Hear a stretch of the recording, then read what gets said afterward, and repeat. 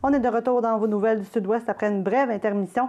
L'émission tire déjà à sa fin, mais rassurez-vous, car on passera les dernières et prochaines minutes avec notre collaborateur sportif, Steve Legault. Salut, Steve. Salut, ça va bien? Oui, on parle donc Grenadier, 2 défaites d'affilée contre les élites de Jonquière. Oui, exactement. Ça avait bien commencé samedi contre les élites de Jonquière, le premier match sur 2. On avait marqué en première période Félix Bibeau, le capitaine, qui avait donné les devants à l'équipe, et Kyle Jessamine, qui jusque-là était parfait, mais au début de la troisième période, on a réussi à encaisser 4 buts du côté des Grenadiers, 4 buts sans riposte. Donc, on s'est faufilé avec la victoire 4-1 du côté des élites de Jonquière. Et dimanche, une défaite de 4-3. Un match beaucoup plus serré. Mais cette fois-ci, on affrontait un des meilleurs gardiens de la Ligue, qui se trouve être Olivier Rodrigue, qui présentement domine la Ligue avec 18 victoires. Mais si on compte celle-là, 19 et un pourcentage d'efficacité de 927 avant le match. Donc, ça allait être une lourde tâche. Du côté des Grenadiers, les marqueurs, Mathieu Desgagnés, Kyle Lightfoot et Bibeau ont marqué. Et puis, ça leur donne 51 points quand même. On reste à 51 points, deuxième de la division taxe. Donc, on est toujours en bonne position au niveau du classement. Les meilleures choses vont être à venir, ça, c'est certain. Voilà, donc pas de panique à avoir. Oui. Et du côté des riverains, victoire contre les Gaulois, donc décidément, Astérix ne devait pas être là. Astérix et Obélix n'étaient pas là, ni même la potion, parce que les Gaulois en ont arraché une défaite de 7-2 face aux riverains. Les riverains qui sont sortis extrêmement forts. Parmi les joueurs qui ont mené l'attaque, il y a Félix-Antoine Marcotti et Vincent Marleau qui ont 2 buts chacun. Et le gardien, Michael Fouché, qui a réussi 30 arrêts sur 32 tirs. Donc, ça a été une belle victoire d'équipe. Et on va le dire, écrasé l'adversaire. Voilà, 2 points qu'on prendra certainement bien du côté des riverains. Oui. Du côté des Canadiens, ça va un peu moins bien. Donc, après une victoire à Toronto, là, on a perdu contre les Blue Jackets dans un premier de 2 matchs. Déjà que la victoire contre Toronto n'était pas assez concluante, c'est les Maple Leafs de Toronto. On le sait qu'ils sont bas au classement et on arrache une victoire en prolongation. Toujours est-il que le début du match était bon jusqu'à 2-2 lorsque Piquet Souban a marqué de très loin. Mais par la suite, les esprits se sont échauffés. Une petite crampe au cerveau. Piquet Souban pète les plombs, pousse un joueur, écope d'un 2 minutes de pénalité. Le momentum a changé un peu. Et en troisième période, là, les Jackets, avec 2 buts de Saad et un but pour compléter son tour du chapeau de Cam Atkinson, ont pris le contrôle du match et ça a été une défaite de 5-2. Mais on aura la chance de se reprendre ce soir parce qu'on est mardi. On aura juste mardi, voilà. Exactement.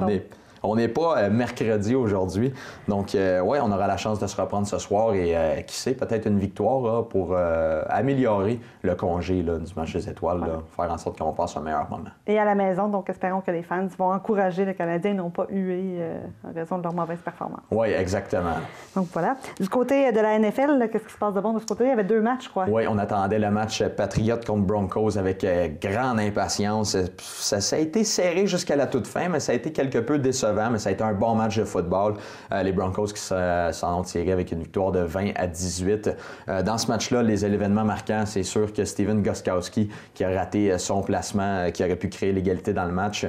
Ça a été un moment marquant. De plus de Tom Brady qui rate sa passe pour le converti de 2 points, une interception qui aurait fait en sorte qu'on aurait été en égalité. Ensuite, la prolongation, quoique la prolongation serait peut-être à revoir du côté de la NFL. Toujours est-il que ça a été un très bon match et Peyton Manning retourne au Super Bowl et il aura la lourde tâche d'affronter Cam Newton et les Panthers de la Caroline qui ont écrasé les Cards de l'Arizona 49-15. Une très bonne performance de Newton, 19 en 28 pour 335 verges, 2 passes de toucher. Mais l'histoire du match, c'est Carson Palmer qui a réalisé 4 interceptions, a lancé ces interceptions-là, n'a pas été en mesure de se rendre jusqu'à Larry Fitzgerald, qui est son meilleur receveur. On l'a très bien couvert. Les Panthers de la Caroline qui ont dominé toute la saison, bien ça se poursuit en série. Donc ça promet également pour le Super Bowl. Exactement.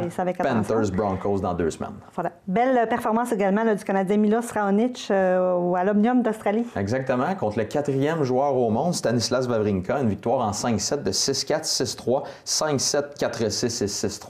Donc il a travaillé fort. Il a travaillé très fort. Il avait pris une bonne option sur la victoire en gagnant les 2 premiers sets, mais Stanislas Wawrinka, un joueur du top 10, même du top 5, on ne peut jamais laisser ça pour battu. Donc il faut rester dans le match. Il a gardé sa concentration, l'a emporté. Va affronter maintenant le Français Gaël Monfils. Et du côté de Roger Federer, on sait qu'il y a beaucoup de partisans de Roger Federer au Québec. Eh bien, il a remporté son match contre Tomáš Berdych et il s'en va en demi-finale contre Novak Djokovic. Parfait. Bien, merci Steve. On va surveiller tout ça évidemment avec attention et tu nous en parles la semaine prochaine. Oui. Donc, pour ton bulletin quotidien finalement. Pas quotidien, mais hebdomadaire. Oui, sans faute. Merci.